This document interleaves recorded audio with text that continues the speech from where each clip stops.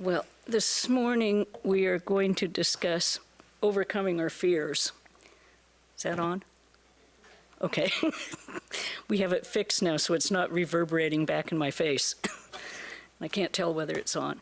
So this morning, overcoming our fears, I decided on this topic because for a year we have been bombarded with everything that's bad that's happening in the world, and it becomes kind of a scary place. So I would like to start with a quote from Swami Vivekananda. Now, this was in the late 1800s, and have things changed that much? In this struggle for life, there will always be hope and fear. Life without struggle is no life at all. But if there's only fear and misery, they stunt a man's growth. They do not allow him to progress.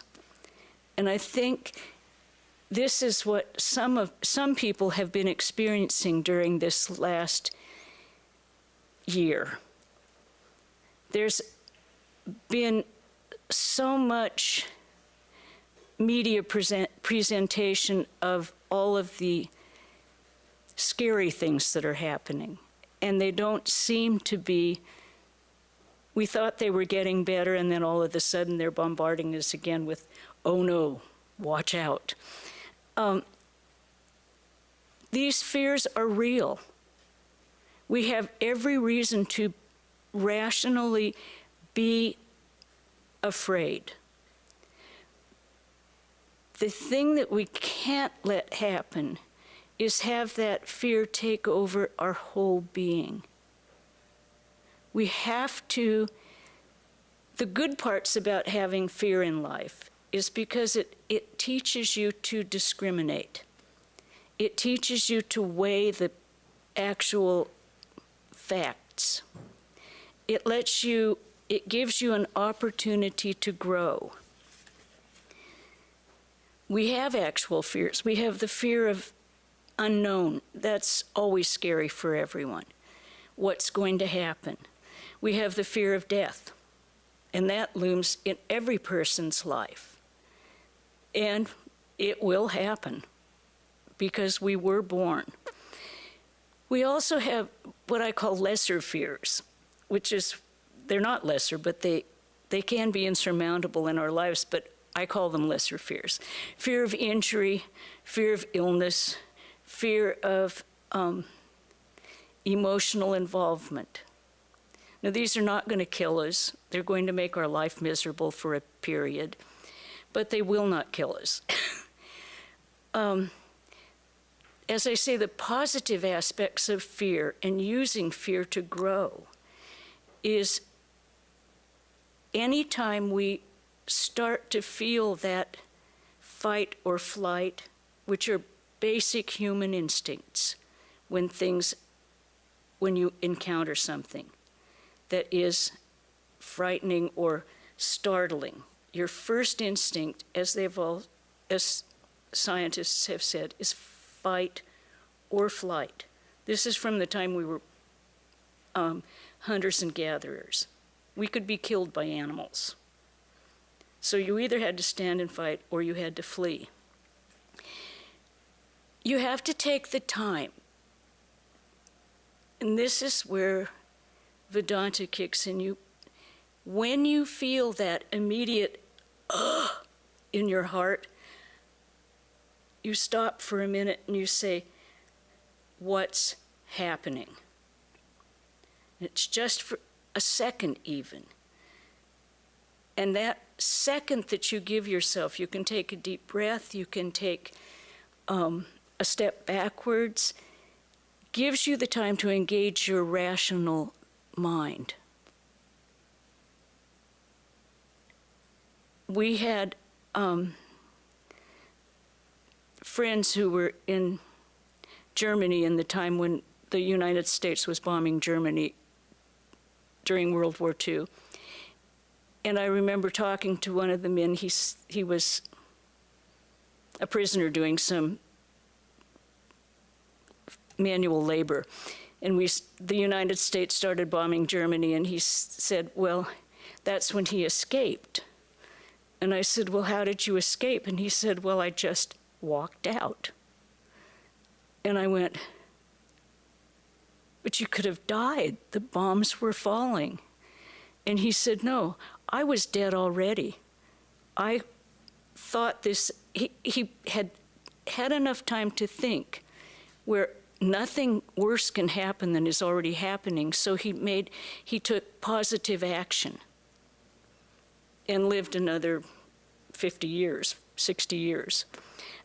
This is what, if we can engage our rational thought when these fears arise, we can put our core beliefs into practice.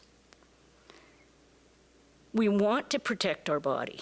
We have to protect our body to a certain degree because it is the vehicle that we're given. Human birth is the vehicle for realizing God. So we want to protect that to a reasonable degree, not to become consumed by only the body, because we are so much more than that. The body is, we can call it our car, or our carriage. In the old days, they called it the carriage. It's our vehicle for our purpose in life. So we want to take reasonable care of it, keep it healthy, not over healthy, but reasonably. So these old sayings like, look before you leap, that's common sense. You don't run to a cliff and jump over without taking a look. So, a second to engage your common sense. Count 10 before you start talking, especially if you're in a verbal encounter with someone and you can feel the fear, which anger is. Anger is another aspect of fear. Usually anger, that's the fight aspect of flight. We're afraid that something's going to happen, so we start to fight. If we give into that and have that reaction before we engage our reasoning and our control, it usually comes out badly.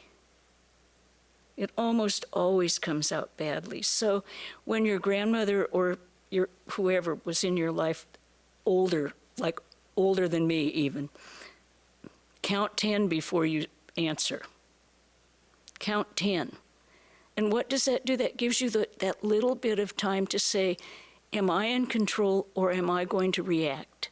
Because as soon as you start reacting rather than acting, you are being pulled around like a kite that has no direction, no control, no direction in life. You are simply yanked here and there by whatever is going on outside you. This is not a happy or a content place to be. People who live in a constant state of reaction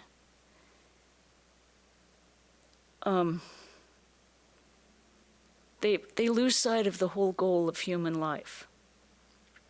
Now, when I say the goal of human life, to my mind, the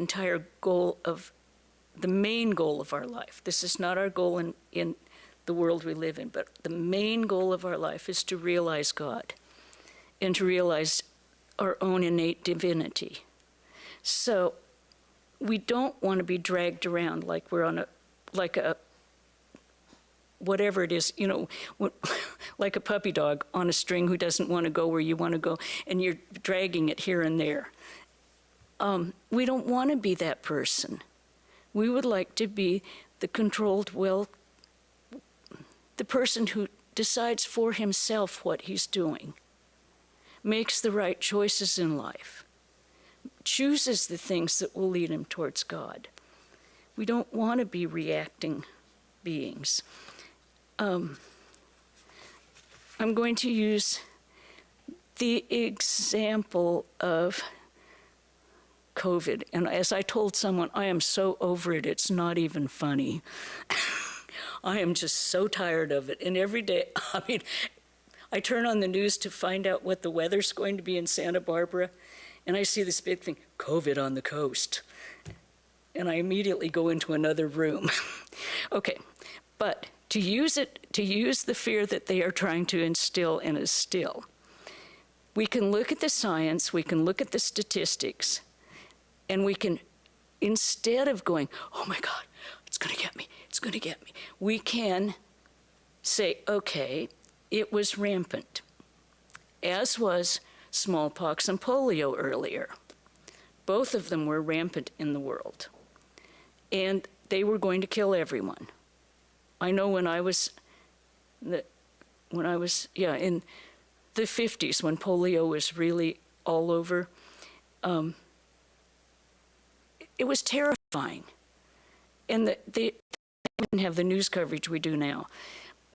Every day we were shown pictures of people who were paralyzed completely, and they were in these big machines called iron lungs. And terrifying. So everyone, they brought the vaccines to the school and just, bam, we were vaccinated, and that was it. And it isn't anymore. So we can look at this COVID, we can listen to what the doctors are saying, see the statistics, and make a rational decision. It looks as if, and it seems to be, masks really help. Vaccinations really help. They have cut down the incidence. So you have the choice then. You are not led by mass hysteria or I call it mass hysteria. You're not led around by fear. We spent a lot of time this last year isolating, which was good. That's another positive aspect of this fear of COVID. Many people had time to realize they don't have to be as busy as they were. They don't have to be running out to entertain themselves all the time. They don't have to be doing constantly on the road. We had the most wonderful thing happen, I think, during COVID. No one could come up because everything was closed. So there's very, very little traffic on Ladera Lane and East Valley Road. Well, in the spring, we had a whole herd of deer that were down on the corner in that field that you go by, the Oak Grove. And so people would drive down Ladera Lane, just the residents, at about 2 miles an hour to see this herd of deer. And this happened all the time until things started opening up and traffic increased, and now the deer are somewhere else because it's dangerous. But a lot of good things happen because of our fears. The negative things that happen is becoming a reacting being rather than an acting being. Becoming isolated and cut off from your usual friends and people. We are basically a social organism as a human being, as well as being a spiritual organism. We just are. We need our friends, we need contact with people, and Zoom and YouTube have done an amazing, this is another good thing that's come out of our isolation in Vedanta. Many of our devotees many people that I've met say, I'm watching 10 Vedanta lectures a week. Well, I'm not doing that, but people have so much more opportunity. And even we're now opened up, and we'll be having a a conference on next Saturday, but we also feel that we have to have it on Zoom and YouTube because people have started following from other parts of the state and other parts of the country who don't have access to Vedanta. Now, this is a good thing that's happened. How many people have been able to become closer to spiritual life through the media? So everything we have has a good side, a bad side, an upside, a downside. The other thing that I find that fear does, though, fear shuts out any possibility of happiness. Your mind becomes consumed with, it could happen. I don't know what it is, but it could happen. It might get me.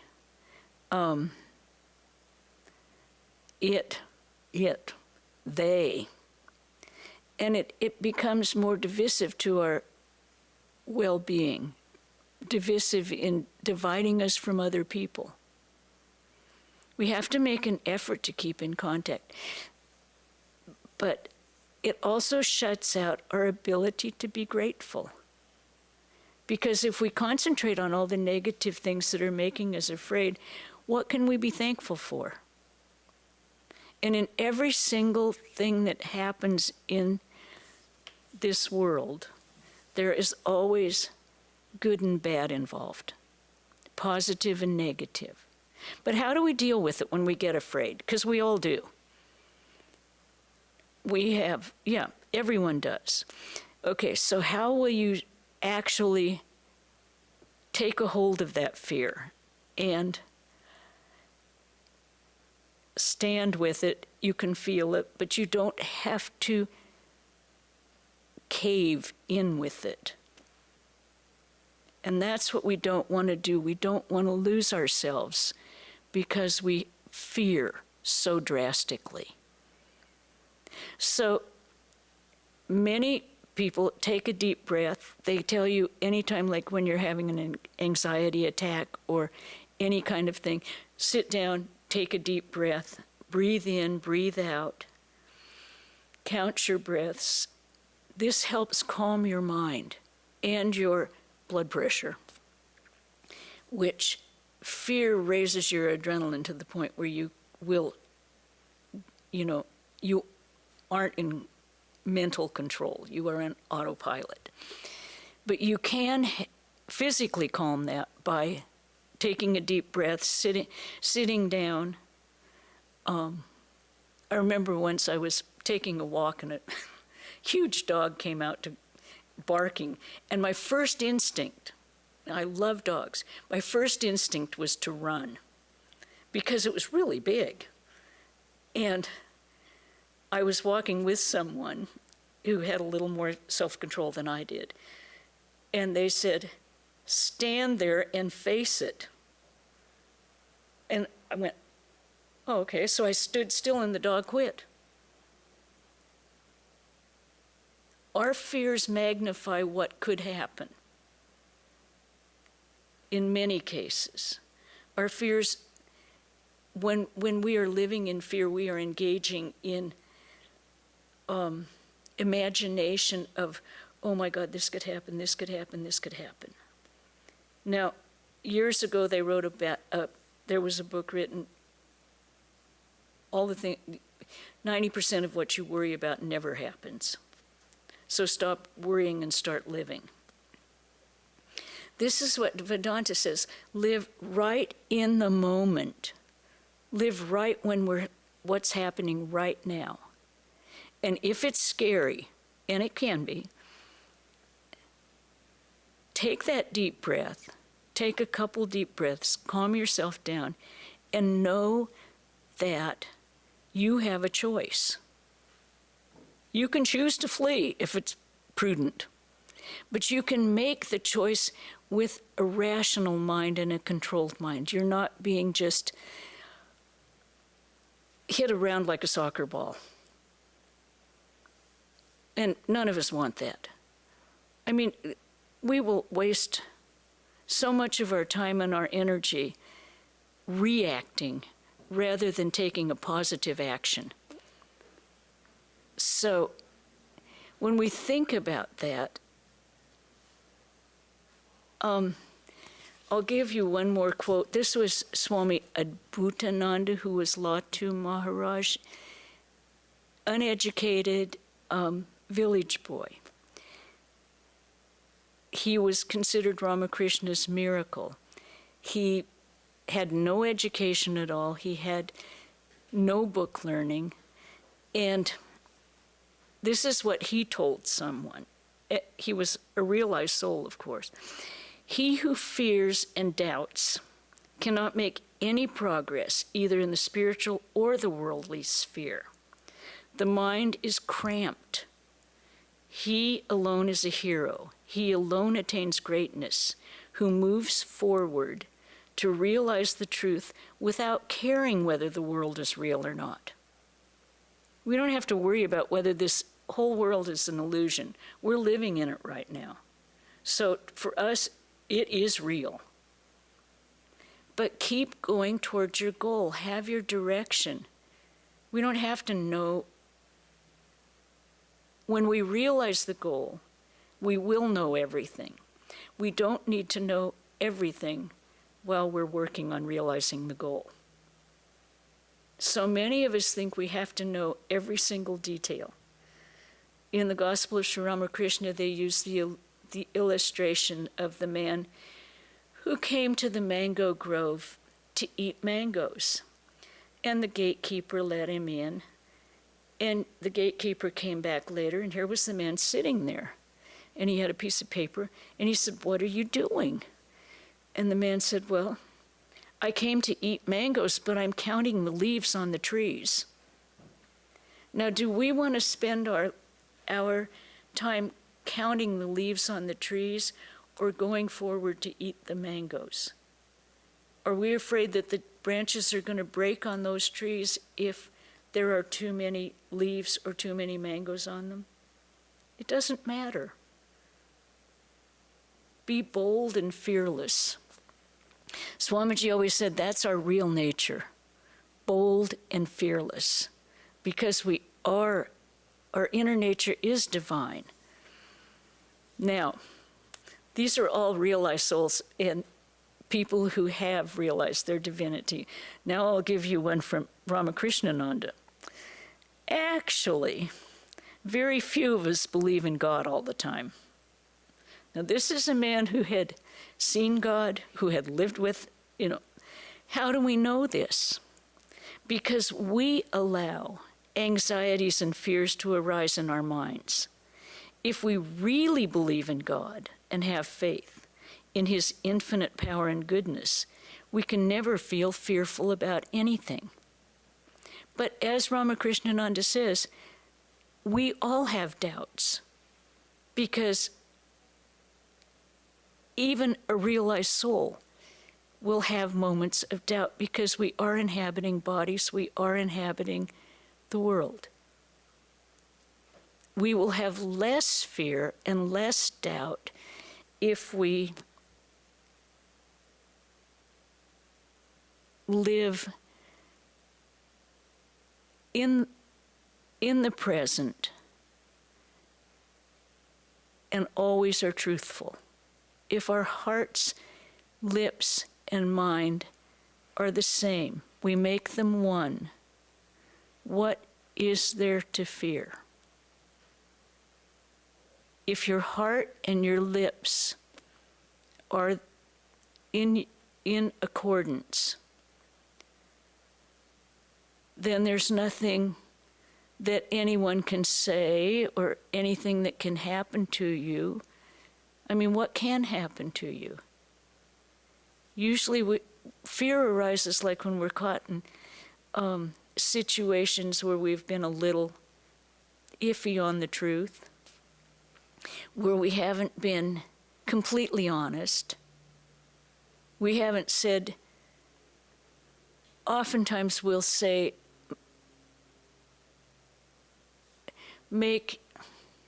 someone will say, well, how did you like that? How did you like that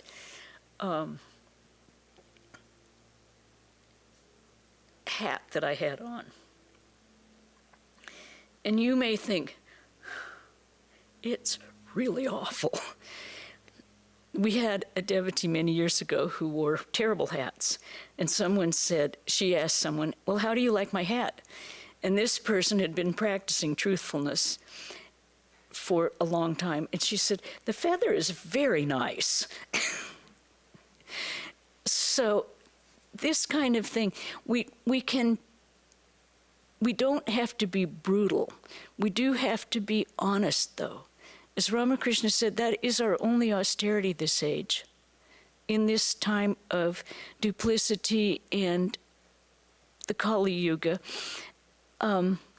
duplicity and anger and violence, be honest with yourself. Look at yourself inside and be honest. Now, it doesn't matter where you live. It doesn't matter what aspect of life you take up. You have nothing to fear if you consistently pursue the goal. You can do any kind of work. You can manage to work with any kind of people. Sometimes not. Sometimes they're on a path where they are so fearful that you can't work with them because they're protecting themselves at all cost. But we can't worry about that as spiritual aspirants. As spiritual aspirants, what we worry about is, am I pursuing my goal? Am I becoming the person that I want to be? Am I doing what I feel will lead me to God? And you have to let go of what other people are doing. We can't fix them. We can't change them. We can't turn them into something they're not. But we can love them because they are also manifestations of the divine. And we don't need to be afraid of them because they're different. We don't need to be, although we can be prudent. There's another story in the Gospel of Ramakrishna about a young man who had visited a monk, and the monk was telling him, everything is a manifestation of God. You have no need to fear anything. And this young man went out, and he was walking down the street very confidently, and a mad elephant came tearing down the street. And the Mahunt on top of the elephant was saying, "Get out of the way, get out of the way." And the young man stood there and he said to himself, "Everything is God. I do not need to do this." So he got badly, badly hurt. The elephant flipped him up over his head. He got thrashed in the bushes. And his teacher came and asked him, he said, "What happened?" And he said, "Well, you told me everything was God, and so I didn't think I had to move." And he said, "But the Mahunt was God too. Didn't you hear him saying, 'Get out of the way, get out of the way'?" This is where our common sense comes in. Don't turn your brain off because you decide that everything is Brahman. Analyze it. Is it good? Does this lead me towards God or does it not? Why am I afraid? What is happening?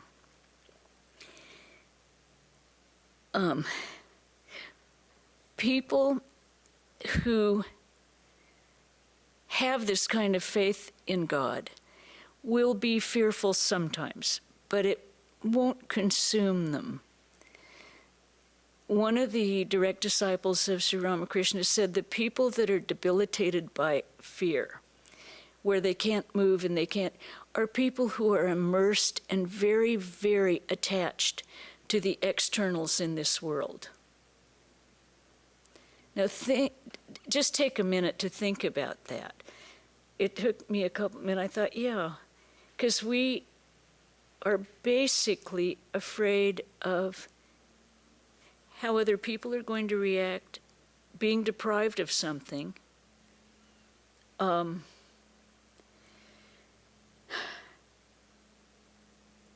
Not being able to do something that we want to do in this world, not getting somewhere. But all of that is external attachments to the external world.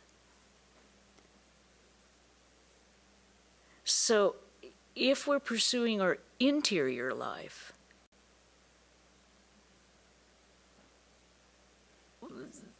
we are nominally detached from the external life. We live in this world, so we have, we all own things or have to take care of things. What we do is we change our attitude, and we don't have fear of them being taken away from us. If we change our attitude and say, it is not mine, it is the Lord's I'm taking care of. Now, the Lord can take it back at any time and has not deprived you of anything. If you don't attach your small ego to it and say, it's mine. And it does not mean that you don't take excellent care of whatever person, whatever possession, whatever property you have. It doesn't mean I don't have to do anything, it's not mine. No, it's the Lord's. Every single thing and person is a part of the Lord. So we do our best, the very best we can to take care of them, to take care of the property, to take care of whatever our job is, because it is our way of showing our worship of the divine. But it's the whole basis of karma yoga. Do everything as perfectly as possible and walk off. Do not be attached to the results. A very, very, very difficult thing to do. When I first arrived in the convent, I had read Karma Yoga, Bhakti Yoga, and Jnana Yoga, I believe. And I remember going to Swami Pravrajika and I said very proudly, I think Karma Yoga's the easiest, so that's the one I'll do. Well, he just laughed. He said, okay, why don't you try that? Well, I found out very quickly that I was quite attached to the results. I wanted praise, and I did not want blame. When things did not go well, I did not want to be held responsible. And I really wanted to be praised for the things that I did well. And I came back to him and I said, I don't think it's quite as easy as I thought. And he said, no, it's really the hardest one. But it's the one that we can practice every day of our lives. And it reduces fear immensely. You cannot be, well, you can be, but the more you detach yourself from your small ego and your attachment to the results of things, to ownership, you're not afraid anymore. You have done the very best you could with what you have at the time. That's all the Lord is asking. Doesn't have to be absolutely perfect if you're not there yet. It's the intent and the effort. So we really don't have anything to fear.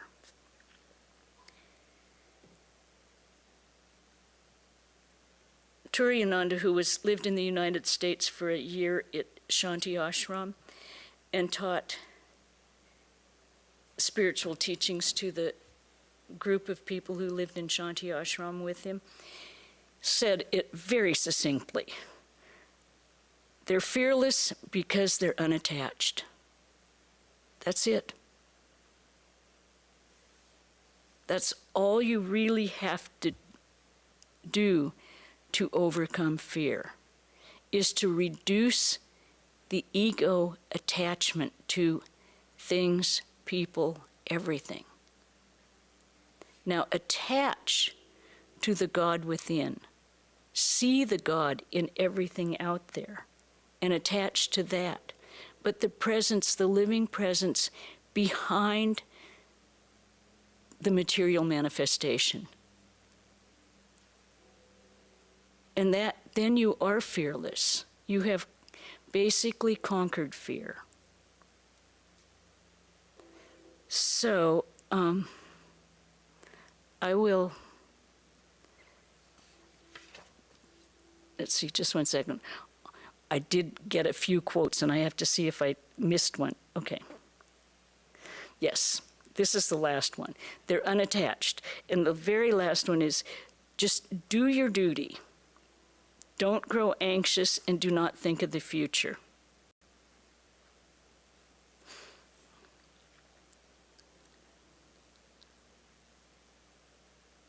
We have to let go of the little self. We have to let go of that. Our little self. We have to identify with the Lord. Find our identification, who our true self is in our very, the core of our being.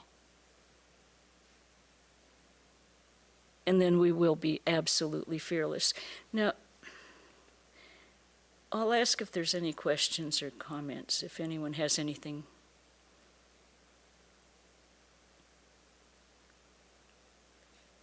Okay. Then Jayanti will sing a song for us.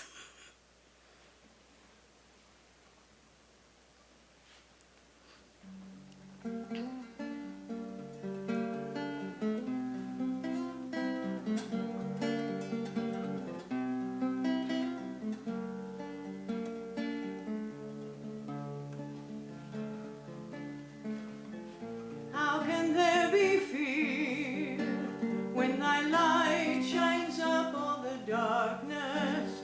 When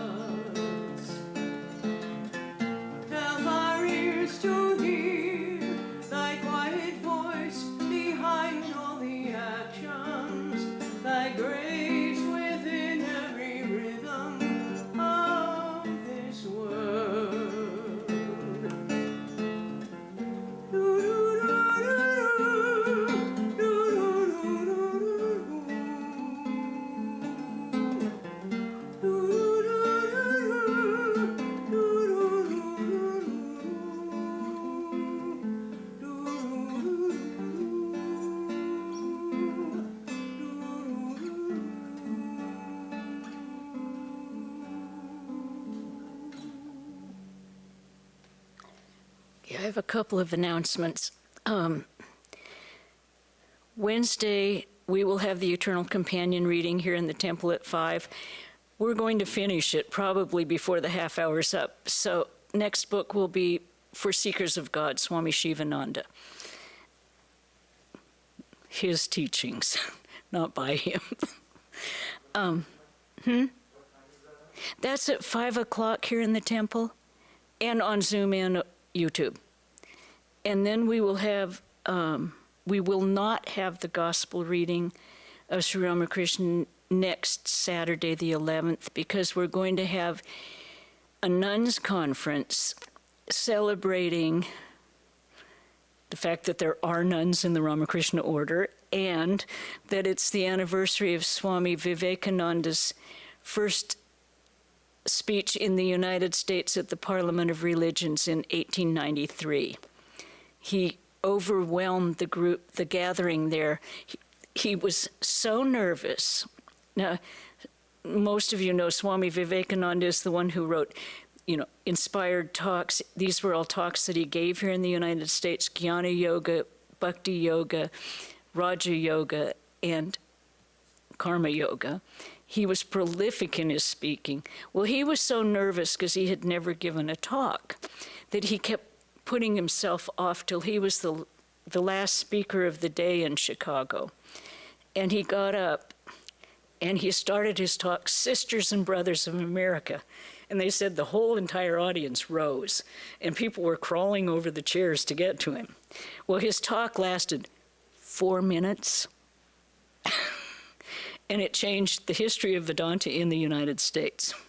So we will be having a nuns conference. We're going to be concentrating on putting real-life issues with questions and answers. We'll have 3 nuns from San Francisco coming down. We'll have 3 nuns from Hollywood coming up, and a couple 3 from here. And hopefully it will be informal and practical, and we'll have 2 sessions, one in the morning, one in the afternoon. Bring your own lunch if you come in person, and everyone's welcome. Masks inside the temple, from 10 o'clock till 3:30 on Saturday the 11th. Then on Sunday the 12th, we'll have a talk by Pravrajika Krishnaprana from San Francisco, and her topic will be From the River of Time into Timelessness. And that's it for this week. And I hope we see you. We'll end with a chant. Om Shanti Shanti Shanti Hari Om Tat Sat Sri Ramakrishna Arpanamastu.